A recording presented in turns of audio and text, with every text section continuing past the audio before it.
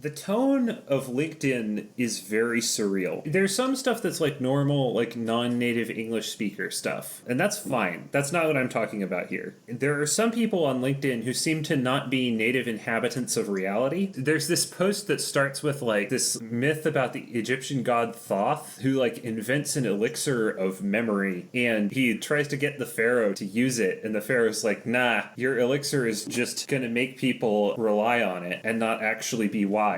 And then there's a bit about like, was the king of Egypt right? Have we lost something? I live in words and numbers and my memory is shot. A phone number, a password or two, and a pin. That's it. The rest I outsource to cyberspace. And then there's all this stuff about education and like there's some kind of different personality type that's created by people being educated. And then there's a picture of the attributes of this personality type with a picture of the Egyptian god Thoth next to it. What is going on? Well, personally, my memory is not as good as I want it to be. But there's some high density ultra weirdness going on here. But that's just like an extreme example, but there's this low level surreal atmosphere to LinkedIn. I agree that all of the stuff you've shared has been pretty strange. I don't use LinkedIn enough to comment. Or like there's all these posts that are just seemingly sort of normal posts, but they're like a bunch of random line breaks. Like they'll separate paragraphs with 2 line breaks each, and the paragraphs will be like 1 sentence long. It's really strange. Is this common? Yeah, every third post is like this. It's not related to specific people? It's generally things that get shown on popular hashtags, but it's not related to specific people. It's just a style of LinkedIn post. The sort of thinky tech person posts that are like this. It's kind of hard to articulate what exactly is so weird about it, but it's like the things that people talk about are so different from things that people talk about in other places, and the writing style is just slightly off, and there are some things that are just completely batshit insane. And so the general tone of the site is very surreal. I think part of it also has to do with like this business hype vibe, right? There's a business hype mentality that's like, it's kind of divorced from reality, and it's just about getting people to believe in your thing so that they will give you money. And the business hype vibe, it distorts things. I don't want to go all Sapir-Whorf here because I don't think that that is entirely true, but if I look at like a lot of LinkedIn writing, it almost kind of feels like hostile to critical thinking in the same way that Scientology jargon is. Just a little bit. So the Sapir-Whorf hypothesis is an idea in linguistics that basically says that language influences the way people think. It's kind of the idea behind Newspeak in 1984. This concept verges dangerously into post-structuralism. Well, I don't really know very much about post-structuralism, but the point that I'm trying to make is like the Sapir-Whorf hypothesis is extremely controversial in linguistics, and I'm not trying to say that the Sapir-Whorf hypothesis is true. I'm just saying that in low reality environments, I have observed that language becomes more convoluted and harder to parse, at least for somebody who's not immersed in that environment. I've been reading the Bhagavad Gita supplied to me by a Hare Krishna. Let me tell you, the Hare Krishna chant has an effect on you mentally. I don't remember exactly how it goes, but it's basically Hare Krishna, Hare Rama, Hare Krishna, Hare Krishna, Hare Rama, Rama Rama. Huh. And if you keep chanting that, it becomes like breathing. It loops on itself too naturally. Interesting. When it comes to the mechanics of language, I pay a lot of attention to that. What sounds good. And I've concluded that the best speakers and the best writers have like a certain rhythm that kind of gets in your head. Yeah. Like if you've listened to L. Ron Hubbard give any kind of lecture. I know that like China Miéville has a certain rhythm to his writing that's very strong. His prose, it has this kind of lyrical quality to it. He's got the music in it. Yeah, his sentences are like this kind of death waltz. You know who else does it? Patton Oswalt. Have you read his book? I think you gave me his book. Yeah. That's why I wondered if you'd read it. I have not read it yet. To give you an idea of Patton Oswalt's kind of writing genius, he describes a string of film successes as he didn't so much catch the wave as punch through it like a shark gone blood simple on surfer guts. Yeah, that's pretty good. He writes like a downed electrical cable. Yeah. Hunter S. Thompson is another one who has like a particular rhythm, like cadence to his style. Here's the thing about Patton Oswalt, I just realized. He's probably the only writer I've ever read where I could see the gleam in his eye as I was reading. Someone described it as he has the shine and sparkle of the true obsessive. I've talked about making my brain go fizz, right? Yeah. He captures the feeling. And then there's Hunter S. Thompson. His prose is just pure press detachment mixed with the ravings of an intoxicated man. Well, I mean, those are both things that he had.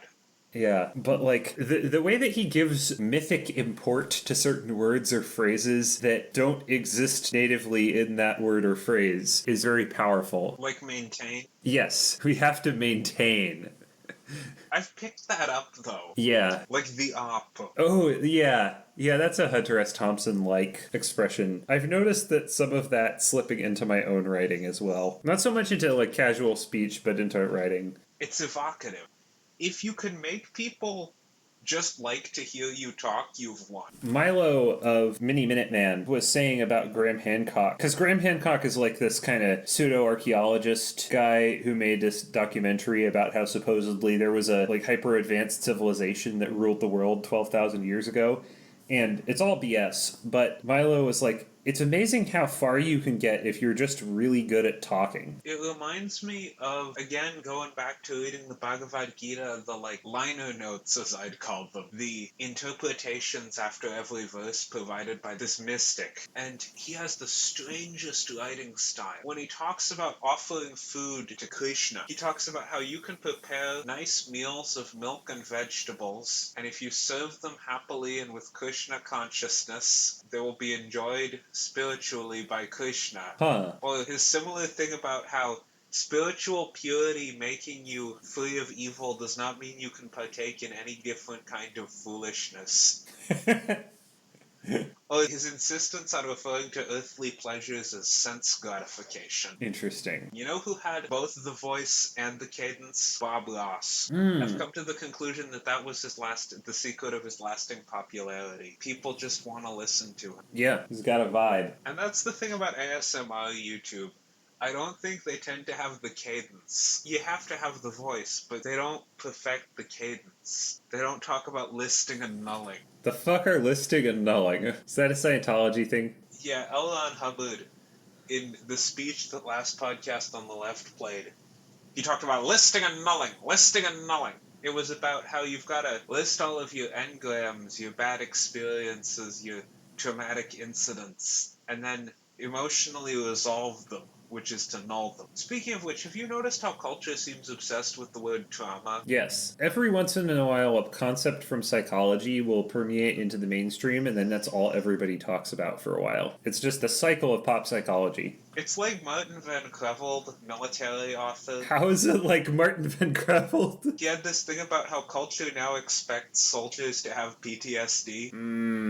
Yeah. And I'm like, now every time I hear someone discussing fiction, there's like a 33% chance that they're gonna talk about the main characters having trauma from whatever action shit that they're doing. Yeah. But going back to LinkedIn, I have a theory, which is that it's because it's a social media platform that is not normally used as a social media platform. That's why it's so strange. I don't know. My theory is because of the hype atmosphere that distorts words into a form that is less friendly to critical thinking. But the way I see it, if you're posting social stuff, personal stuff on LinkedIn, you're already a little strange. So there's a filter. Well, but this isn't even like personal stuff necessarily. It's like speculation about future technology, a lot of it. But if you use LinkedIn and really get involved, that's strange.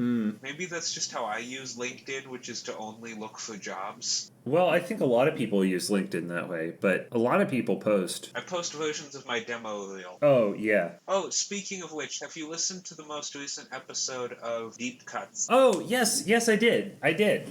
It was good. So, for reference to the podcast, if we leave this in, I occasionally write for another podcast. It's called Deep Cuts, but not the music podcast Deep Cuts. This is Deep Cuts with Dave Baker and Andrew Price. And Spandrew Spice, you mean? Yes. The reason they call him that is because canonically Andrew Price is dead. Oh god, are they VTubers technically? They don't appear in person. Right, they never show their actual faces. No, but they don't have avatars. I mean, okay, they show their faces on the thumbnail. And they have a YouTube channel. If they just drew themselves as anime characters, they would be VTubers. Don't you need a video? Nah, I think you could be a V podcaster. Wouldn't they just be a PNG tuber? I think at some point it converges, right? If you're not doing anything that requires movement, then how would you know? They could have a VTuber model and just never use it. Well, I know CGI, and that's not CGI. Ergo, PNG tuber. You have to be CGI to be a VTuber. Well, but technically a PNG is a computer-generated image. I'm talking about fucking polygons. What if you modeled your character, posed them, and then rendered it out to a PNG? Then you're a PNG tuber. So like a live 2D model, that counts. That's not a PNG tuber. Wait, why not? And if that was the case, then like everybody would be a PNG tuber. Every VTuber. I could argue that the majority of VTubers are also PNG tubers. That's not how that term is normally But used. the majority of PNG tubers are not also VTubers. Like the majority of VTubers use like a live 2D style model. But just for the sake of argument, if you were to take a 3D VTuber model and render it out to a PNG, if you were to take your normal 3D VTuber model that you use already on like your actual channel and you render it to a PNG and use it as the thumbnail for a podcast that you do on the side, are you, for the duration of that podcast, a PNG tuber? No, because you're not animated. What? If you're not animated during the video, it doesn't count. If your image is not moving. PNG tubers flip between multiple poses. So you're not even a PNG tuber if your image doesn't move. If it's an audio-only medium with just a static image, then it doesn't prove anything. What do you mean it doesn't prove anything? What do you mean it doesn't prove Our anything? claim as to whether or not we are VTubers or PNG tubers is as yet unresolved. so it's not that if you make a podcast, if you make an audio only thing and you have a PNG, then it's not that you're a PNG tuber, it's that it tells us nothing. Yes, we exist right now in a state of quantum suspension. We could either be VTubers or PNG tubers, and you wouldn't know until we release something more visual. So are you saying that we should get VTuber models? I can render and rig an anime character. I don't know what software is required to get that into a VTuber, though. I don't have a mocap suit. Do I need a mocap suit? Typically the way that VTuber models are created is that you have basically a bunch of parts, right? You hand draw a bunch of parts, and then you apply like some image trickery to them to make them move. It's not actually 3D, usually. The Live 2D is not actually 3D. It's just like a kind of complicated algorithm applied to a basically stack of 2D images. Fuck. I thought they had a 3D model with like a fixed number of poses. No. My day is ruined. Some VTubers do have 3D models. How do you explain the real-time hand tracking? That's 3D. If I was going to be a VTuber, I'd want a full mocap suit. What if we just show up on a video wearing full-body mocap suits with nothing applied over them? Like we just show up in the mocap In suits. front of a green screen with nothing behind it, or with nothing on it. There does seem to be like 3D tracking stuff. Anyway, how does one tube a V? There are a number of ways. There's like 3D models, there's 2D models, there's a bunch of stuff. What specifically do you mean by that question? A VTuber is someone who puts a V in a tube, but a V is like, it gets wider on the top and narrower on the bottom, so that's going to be hard to fit into a tube of a single continuous width. Well, you just need a wide enough tube. Yeah. But you don't want it to be too loose, because then I'll just rattle around. This is immeasurable bullshit, and I can't imagine anyone wanting to hear this. This tube, or this V, it goes in the square hole. Match all of the shapes with their respective holes. The V? It goes in the square hole. Just a sec. Okay. Have we reached Project Melody now? What do you mean have we reached Project Melody? We're at the point of match all of the shapes to their appropriate holes. Oh, God. Okay, I think we need to cut this off here. This can't go anywhere good. I have to make one comment before we begin. Yeah. Which is that Project Melody just helps support my idea that there are no cisgender women. Oh, I thought you were going to say that Project Melody supports public radio. I don't think she does. She does not seem like someone who would. My point is, she supports my theory that there are no cisgender women because I think all of the women that I've met have been trans, and a lot of the, women that you see online I think are actually highly sophisticated VTubers. I mean, the ones that aren't trans. Why does Project Melody support this theory? Well, it just proves that you can substitute. What? Jesse, what the fuck are you talking about? You can create a synthetic humanoid and people will not care. Okay. She's part of the op. Anyway, let's talk about U.S. health insurance. Alright, let's go. Hello and welcome to Podcastodon. I'm a tall drink of oil, because I clearly ain't a tall drink of water. And I am the town of Woodenbong, Australia. Today we're ripping off 99% Invisible and talking about how U.S. health insurance is an anti-game. I'm 99% invisible and a bitch ain't one. Exactly. Before we begin properly, I have a request from a listener that I want to address. Wait, we have a listener? Yes, they know who they are. Requested that as it is the 21st night of September, that we do something appropriate for that night, the 21st night of September. So if you'll indulge me for a moment, I'm going to perform a cover of the song September by Earth, Wind, and Fire. Verse 1. Do you remember the 21st night of September? Love was changing the minds of pretenders while chasing the clouds away. Our hearts were ringing in the key that our souls were singing. As we danced in the night, remember how the stars stole the night away. Oh yeah. Chorus. Hey, hey, hey, ba-dee-ya. Say, do you remember? Ba-dee-ya. Dancing in September. Ba-dee-ya. Never was a cloudy day. Post-chorus. Badu, badu, badu, badu, badu, badu, badu, badu, badu, badu, badu, da, badu, yeah. Verse 2. My thoughts are with you, holding hands and your heart to see you. Only blue talk and love, remember. How we knew love was here to stay. Now December. Found a love we shared in September. Only blue talk and love, remember. True love we share today. Chorus. Hey, hey, hey, yeah, yeah, yeah, ba-dee-ya. Say, do you remember? Ba-dee-ya, oh, dancing in September, ba-dee-ya, hey, never was a cloudy day. And we'll say ba-dee-ya, ba-dee-ya, dee-ya. Say, do you remember? Ba-dee-ya, ba-dee-ya, dee-ya. Dancing in September, ba-dee-ya, ba-dee-ya, dee-ya. Golden dreams were shiny days, dee-ya.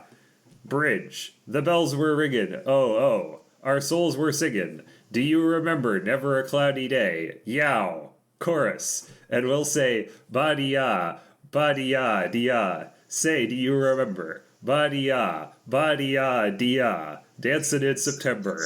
Ba-dee-ya, ba-dee-ya, dee-ya. Never was a cloudy day. Dee-ya. And we'll say, ba-dee-ya, ba-dee-ya, dee-ya. Say, do you remember?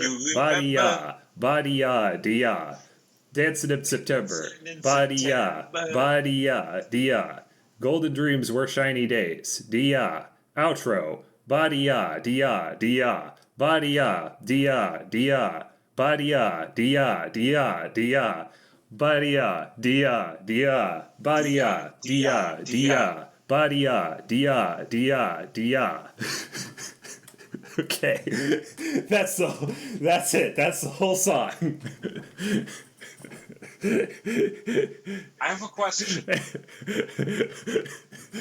Badu, badu, badu, badu, badu, badu, badu. Were we invoking the god Badu at that point? Badu, yeah. But Well, he's not here, so it clearly didn't work. Unless one of us is actually Badu. Have you been Badu the whole time? have I been... How do I know you're not Badu? Is this the prisoner's dilemma? No, that's not what the prisoner's dilemma is. No, you see, Badu will always not cooperate. Oh. And Badia always will cooperate. So the trick is to figure out which one is which. That's the prisoner's dilemma, everybody.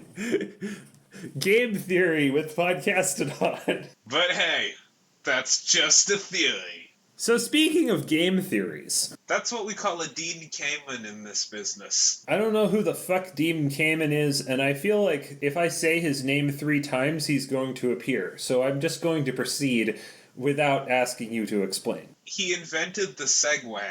The Segway is in the motorized 2-wheeled vehicle, or the Segway as in word or phrase that leads into another section of what you're talking about. Decide for yourself which one makes more sense. I'm going to decide the latter because it's funnier. Alright then, picture this if you will. There are many definitions of a game, and in order to argue that US health insurance is an anti-game, I have to first define what a game is, which is possibly tricky, but this is kind of what I landed on as a definition of a game, okay? A game is a structured activity defined by rules that is done for fun. So, for example, American football, Magic the Gathering, and Hades are games, right? Those are all structured activities defined by rules that are done for fun. So an example of something that's not a game is the stock market. The stock market is a structured activity defined by rules, but it is not done for fun. It can be fun, but it's not the purpose of it. So an anti-game is something that is not merely not a game. It's something that is intended to be as unfun as possible, as unengaging as you can possibly make it. It's a structured activity defined by rules that is intended to be as unengaging as possible. I have a question about the concept of anti-games. Yes. So, if this logic holds, could it also be an anti-game if it was deliberately against structure or rules? I suppose so. It needs to only be opposed to one thing, apparently. Oh, that's a good point, actually. It can be opposed to fun, it can be opposed to structure, or it can be opposed to rules. Utopian anarchism is done for fun and has structure, but is opposed to rules. Well, okay, I would argue Calvin Ball is an anti-game if we're going with that line of thinking. Calvin Ball is an anti-game. It has rules, but it doesn't really have structure. It has rules, but you can make up whatever rules you want. So it is an unstructured activity defined by rules that is done for fun. I would maintain that anarchism is an activity done for fun. You could also make the argument that recreational math is an anti-game because it is definitely defined by rules and it's definitely done for fun, but there's no real structure to it. There's no goal, and there are not really any boundaries to what rules you're allowed to make up. We're not talking about math Olympiads and such. No, we're talking about, there's this whole, concept of recreational math that is basically just inventing arbitrary rules and seeing where they lead. Yeah, I've done some recreational math in my time. Like namespan, for the benefit of listeners, namespan is a concept that I came up with purely just for the hell of it. That is the, numerical distance between the first letter of your first name and the first letter of your last name. So, for example, if your name is Anthony Aardvark, you would have a name span of 0. Or Matt Mercer. If you're Matt Mercer, you have a name span of 0. And if you are Adrian von Ziegler, you have a name span of 26. And the funny thing is that Matt Mercer and Adrian von Ziegler have very similar hair. Oh, God. I wanted to make some comment about them both being a specific type of guy. Well, they're both into fantasy. It's long-haired dudes who are into fantasy, and not only that, really care about the creative aspect. Yeah. Like, they're trying to make their own stuff. And they have YouTube channels. So Matt Mercer and Adrian von Ziegler are similar in a number of ways, but not in namespan. They are as far apart as it is possible to be when it comes to namespan. Now I'm just envisioning, some kind of chart comparing people. Also, one critical flaw of namespan, though, is that it doesn't work for any language that doesn't have an alphabet. So, if your name is spelled in an alphabet that doesn't have, a well-defined ordering, then you can't have a namespan. And I see this as, a pretty big flaw of namespan. So, if you could come up with a way to implement namespan for those languages, I would be interested to hear about it. Because I think that we should generalize this concept. This should not just be limited to, the cultures that use the Roman alphabet or other alphabets. It should be generalized. It should be like expanded to be a more inclusive concept. If we're wrong and Chinese characters actually do have an order, please tell us. Yes, please tell us we're wrong. If they do, you could have a massive name span. Oh, fuck. Like, because there are a lot of Chinese characters. Imagine doing Japanese. Oh god, how does that even work with Japanese? If you're like a foreigner living in Japan and like you spell one of your names with one writing system and another with another, like how does that work? That's interesting. Well, okay, you could do this in a stupid way by just using Unicode and, like, subtracting the Unicode characters from each other, and you get a name span that applies across, like, all names that are representable in Unicode. But it still doesn't work for things that aren't in the Unicode character set. Hold up. What if we're wrong? Or no, what if we're right? And kanji, being related to Chinese, the Chinese alphabet, that is, has no order, and katakana does. Yeah. So some Japanese names could have a name span and some couldn't. Well, it depends on how you write them, right? I don't know how Japanese names are normally written. And my guess is that they're probably just written all in kanji. What the fuck does hiragana do? I don't know. Okay, please tell us how you could implement namespan in Japanese, because I'm curious now. Also Cherokee. Does Cherokee exist in Unicode? I hope Cherokee syllabary does exist in Unicode, because Native American language with its own alphabet, that's really cool. Yeah, it does exist in Unicode. So it works. We're still good there. If you wanted to create the specific kind of anti-game that's supposed to be as unfun as possible, how would you go about doing that? There are some things that, like, generally contribute to games being fun, some general rules of game design that you could follow to make games more fun. So let's just try to break as many of those as possible and see what happens, right? Or do the antithesis of them, not merely break them, but break them as hard as possible and see what happens. Enter U.S. health insurance. In this episode, I am going to try to convince you that if you were attempting to design a game-like activity that was intended to be as unfun as possible, that it would be extremely hard to do better than U.S. health insurance. Do you want me to suggest some things? Okay, yeah, suggest some things. What would you do to make a game-like thing that was as unfun as possible? The first thing I'd do is divorce the player's actions from the results.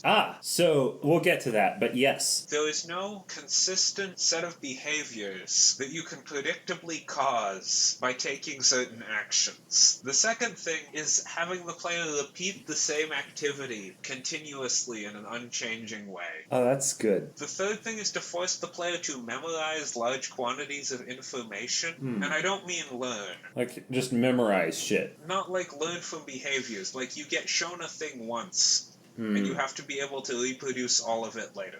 That's what I mean, because people say, oh, you have to memorize all these game rules, but you don't really. Yeah, if you have to use the things that you need to learn, usually it's much easier to learn them. But if you just have to replicate the specific sequence. Yeah, then it becomes harder. Other things that will make a game not fun. I was going to say hostile player-to-player interaction, but I actually enjoy hostile interaction. I thrive on personal confrontation. That doesn't necessarily make a game not fun. If you're using the mechanics in an interesting way against other players, then it's fun. No, I mean social player-to-player interaction. Like games that encourage the players to berate each other. Oh, like MOBAs. Yeah, basically my point is that if the player community is making their anger at me very clearly known, I will have less fun. Other things. This is all related to me, but instilling a sense of inadequacy in the player.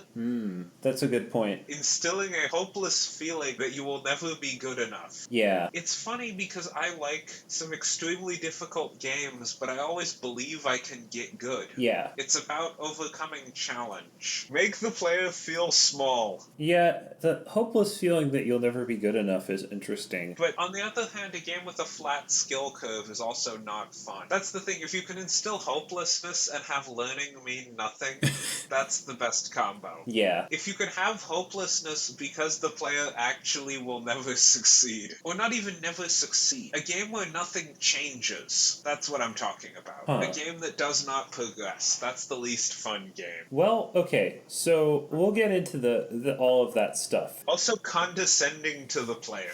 I haven't ever actually felt condescended to by a game, but it would not be fun. Oh Gosh, there are some games where I feel like the game is condescending to me. There was one game I remember, I can't remember which game this was, but it was like if you're doing badly, it says consider lowering the difficulty or something. Yeah, man, fuck you. Yeah. I will happily fail 6 million times. Let's get into the actual meat of the podcast, shall we? Yes. So, game design principle number 1. Players should understand their tools and goals. This is pretty straightforward. Generally, to have fun with a game, players should know how to do basic things, and they should understand what they're trying to do. Or if there's no, straightforward goal, they should understand, what are some things that I can do. So, in Minecraft, for example, there's no straight-up goal of Minecraft, but you at least understand, oh, there are trees here. I can punch the trees to get wood or something. I don't know if the game actually tells you that. Or, once you get a pickaxe, you sort of intuitively understand, okay, I can use this on rocks to dig. So, that's the way that Minecraft solves that problem. And Minecraft is also pretty good at teaching players what their tools do, because so many tools in Minecraft are things that are just self-evident as to what they do.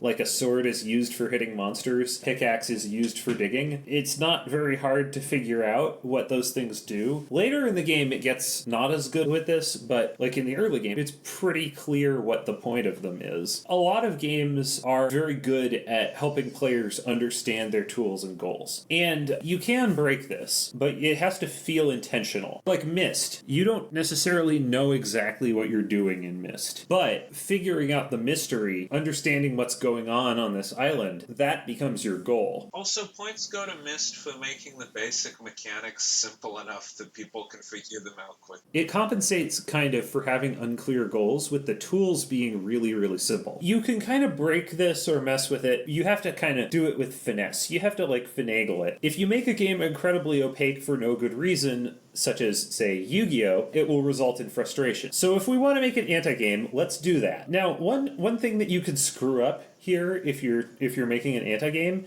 is to include some kind of tutorial. This is a classic anti-game mistake. You don't want to accidentally explain anything to the player, so make sure you don't have any kind of tutorial. I don't know, I feel like tutorials are an excellent opportunity for not having fun. Actually, I think the best thing is to have a tutorial that both fails to clearly explain what the mechanics are and how to do things, and is way too long. That's the best thing. Make the tutorial the hardest part of the game. So the way that the U.S. health insurance does this is there is no point at which somebody just sits you down and explains to you how to do the thing.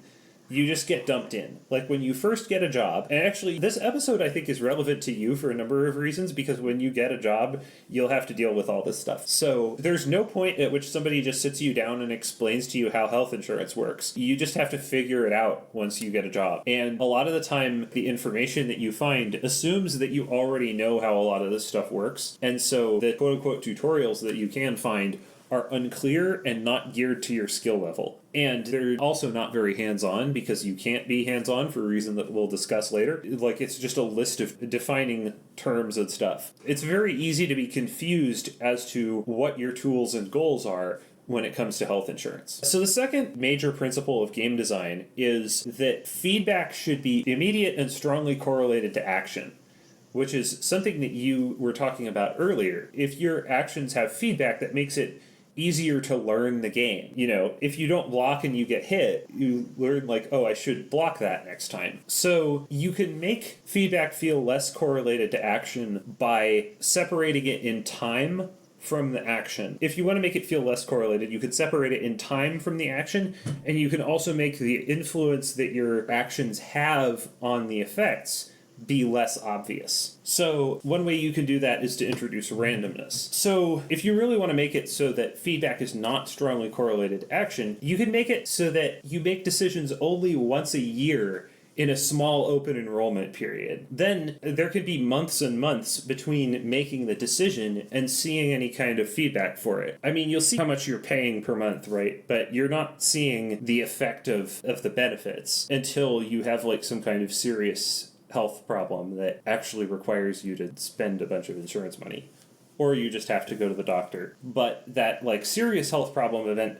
hopefully doesn't happen very often, And so it is so far removed from making that decision that it's extremely hard to build that connection in your mind. Because you literally just can't see what the effect of the thing is because you've never actually had one of these serious problems that would necessitate spending a bunch of money. Well, maybe you may. Hopefully you don't have them a whole bunch. But then you get the fringe benefit of being able to navigate health insurance better. Also, the other thing is to make it really hard to see how much medical expenses cost and why. That also separates the feedback from the action, because if it were clear how much everything cost, that would at least make it easier to see, oh, okay, this is the effect that my insurance is having. But often, hospital websites and any kind of medical industry website in general really tends to be like really hard to navigate. They are really outdated and janky and like depend on a bunch of like Cisco custom, or not Cisco, Epic custom stuff. Epic, the healthcare, like health software company, not to be confused with Epic Games. Oh, Epic was recruiting. No, they hire like crazy. When I was at a job fair, and I was like,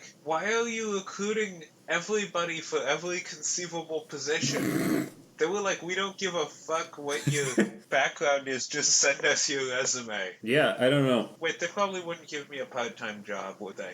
I don't know. Well, right now it seems like they need graphics people if the website is as bad as you describe. I think they need more than just graphics. I wonder if Epic needs a diplomat. I wonder. You know, there's a non-zero possibility that they might. They need a guy who can kind of speak Russian. Yeah. So another thing is to separate feedback from actions even more. Just take a really long time to send out the bill. That is a thing that happens sometimes. Like, I won't get hospital bills for like weeks after I've actually visited the hospital. So that further separates all of the things that are happening. So another principle is flow. Are you familiar with the concept of flow in psychology? Yeah, that is the phase when you're focused without even trying. Yeah. So that happens when you're encountering challenges that are pretty much appropriate to your skill, right? That's when you get into the flow state. So if you're designing a game, you want to try to make it so that players are encountering challenges appropriate to their skill. So like with a multiplayer game, for example, you want ranked matchmaking that matches the player with other players of their skill level. And like with a single player game, you want to make the game like relatively easy at the start and make it harder as the game goes on, as the player gets better at the game. Unless you're like me and want to pick fights with people better than you. But what if you don't want to do that? Well, you can. If you want to make it as unfun as possible, if you want to discourage flow, well, first of all, make the time between taking actions so separated, like we discussed before, that you can't actually get into a flow state. But also, just dump everything on the player at once. So, with health insurance, everything is dumped on you at once, and you might have random medical problems that make everything more complicated, right? If you have a medical condition, suddenly everything gets complicated, and everything is higher stakes, and you have to pay a lot more attention to what you're doing. And it doesn't, like, start out easy and get harder. It's just, however hard it is, it's that hard from the beginning. You can make an argument that maybe it gets harder as you get older and you have more health problems, but there's no easing into it. You just get it all dumped on you. Principle 4, expectations. You should set up realistic expectations for the player. Roguelikes are really good at this. If failure is expected, success feels really good. So that's what a lot of the time you want to do in game design, I think. You want to set up the expectation of failure, or set up low expectations for the player. Insurance is the opposite. Usually you never have to deal with it. The vast majority of the time, thankfully, I don't have to deal with my health insurance at all. I just like give the numbers to the person at the doctor's office, and then I get a bill later. And if everything goes smoothly, then I don't have to actually do a whole lot, except maybe I have to pay a bill. I get charged lots of money every month, but like there's not a whole lot that I have to like think about, except when I'm choosing a plan. So the thing is, though, this sets up the expectation that like you never have to think about insurance. And so whenever you do have to think about it, it feels like a failure. Anytime like you have to call the insurance company or disentangle some kind of problem, it's a hassle and it feels like a failure because you expect things to always go smoothly. And so that is another way that insurance, it just compounds on top of all of the other like frustrating things to make it even more frustrating. It's interesting some of the things that you said earlier, like condescending to the player. It doesn't do that. To the credit of insurance companies, they are not generally condescending to their clients. Really, because some customer service is. Yeah, I have not had that experience with insurance companies. So that's one way that they could improve at being an anti-game, to have customer service that's more hostile. Let's see, was the other stuff that you said? Make it not change. Oh, yeah. That also is one that I hadn't thought of, but is true for health insurance, because a lot of the time you are just doing the same thing over and over. When you pick a plan, a lot of the time you're just picking from the same set of options every year, and it's always the same set of options, and you never know which one is best. The other one is instill low self-esteem in the player. Yeah, so that can sometimes be a consequence of things just being really complicated.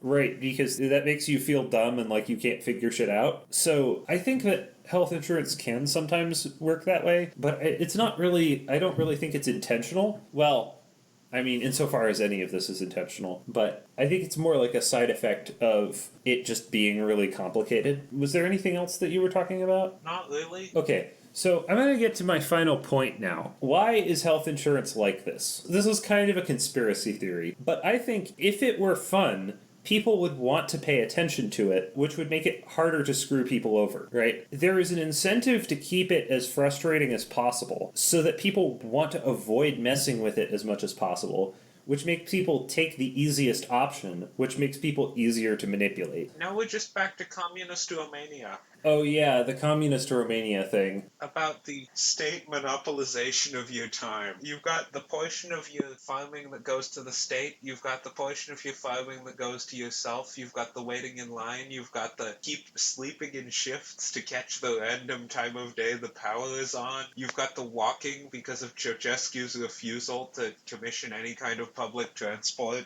Yeah, well, you could make the argument that companies monopolize your time in capitalist America, too. Yes, we also won't build public transport. Yeah, we also won't build public transport. We build cities that are incredibly inefficient in their transport. Also, when I say any kind of public transport, I don't actually mean any kind because I don't have a statistic on that. I just know that he wouldn't build a bus line from a major city to a major university because he thought they should walk. And there was a dearth of public transport in communist Romania. Well, there was a dearth of any kind of transport in communist Romania because there was no public transit or the consumer ability to buy vehicles. Well, in the US, right, like, there is the consumer ability to buy vehicles. There's not a whole lot of public transport.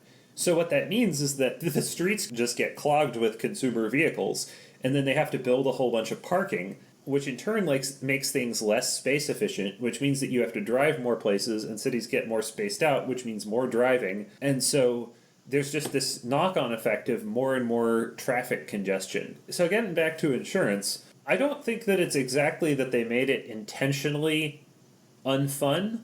I don't think it's intentionally frustrating, but they do have no incentive to make it less frustrating, because the less frustrating it is, the more time people will want to spend on it, and the more time people spend on it, the more likely they are to notice when they're getting screwed over. The more painful it is for people to deal with these things, the more insurance companies can just use like obfuscated things and trickery to make people pay more. I've been thinking about this a lot because I've had to apply for Obamacare because I'm unemployed right now, because the company where I work shut down, and so I am currently looking for a job. We are the generation that gets laid off before we get laid. Oh god, yeah. I mean, probably some other generations got laid off younger, but we're getting laid older. So my point is, U.S. health insurance is bullshit, and this is why we need single-payer healthcare, because if we keep letting insurance get scummier, it will get scummier. Now, I can hear some people's objections. Some people are going to say that, yes, this system is dumb, but what we should do instead is to go private. This is not how that works. Medical companies are just going to do the same things that insurance companies are doing now, if that happens. And I raised this idea with someone, and his objection was, I know some doctors, they would never do that. And it's like, That's not how markets work. If one person decides to be scummy, they're going to outcompete everybody else. So you're kind of forced to be scummy. The only way that we can actually deal with this problem and actually prevent medical companies from being scummy is to force them to not be scummy. That's assuming it's deliberate. What do you mean? If this is not a deliberate system, then the quality of the doctor would not affect Oh, yeah, that's the other thing. how it would turn out. There's also a strong incentive to keep doing things the way that they've been done for a long time. And, like, other reasons why people might not be, like, they might not intentionally be trying to rip people off,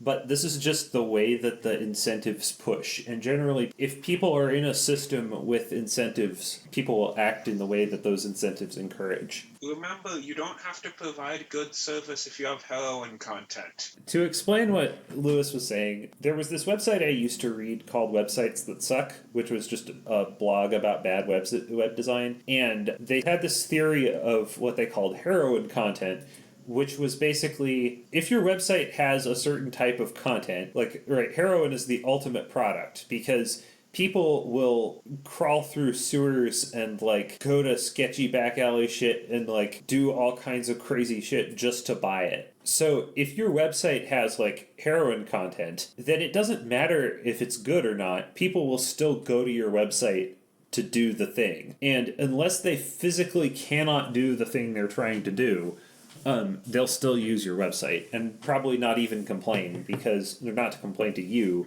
because they just need to use the website. An example of a website with heroin content is, for my old job at the Zone Technical College, I had to use this piece of software called Chronos, which was a time tracking system that you had to use through a web interface, and it was the most garbage piece of crap I have ever used. It was so slow. Everything just crawled. Like, you would click a button and then it would take like a full second for anything to respond. Luckily, the thing that it actually did was very simple, so it wasn't actually that hard to use. It was just old looking and frustrating. But my point is, if you got to pick which time tracking software you used, nobody would use Chronos. It is only used because people were forced to use it.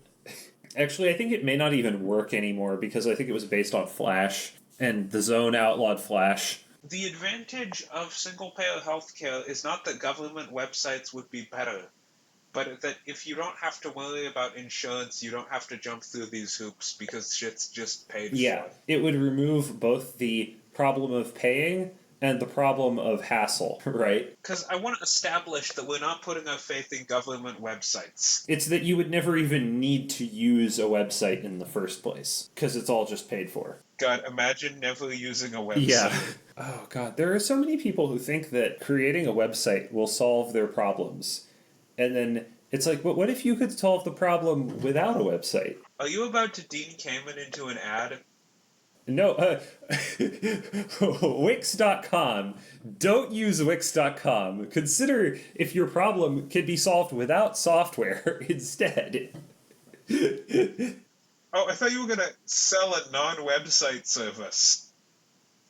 The low orbit ion cannon. Is there a website you want to get rid of with yourself and 1,000 of your closest friends? You too could DDoS a website. Real human networking service. Real human networking service. Touch grass. No, I was going to suggest that they have a small army of just, like, people who will tell people about the shit you want them to hear, and also maybe ensure that you could get packages delivered. I was gonna say those are like door-to-door salesmen. No, real human networking service, I just imagine, has an army of, like, generic operatives that can go do stuff for you. So, like, you could pay, like, a guy in a gray suit or something to, like, go and deal with, like, Amazon? Is that the idea? Yeah, like, you can be a courier, they can, like, actually explain some concept to somebody, they can present someone with your resume. Well, I mean, that's how I got hired at my previous job. I want to start, like, a fake ad read with, like a lot of men my age, I suffer from low self-esteem. I don't know what it would be an ad for. Just do that. And just end it there.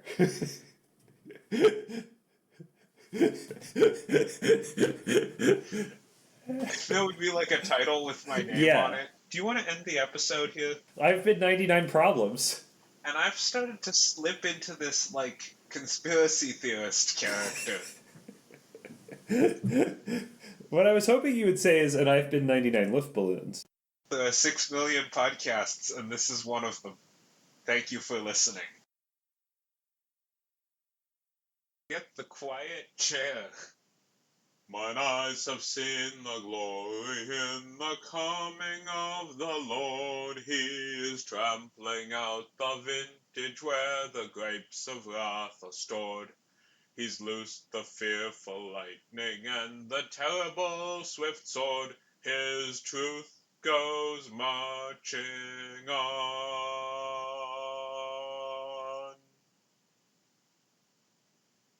Glory, glory, hallelujah. Glory, glory, hallelujah. Glory, glory, hallelujah. His truth goes marching on.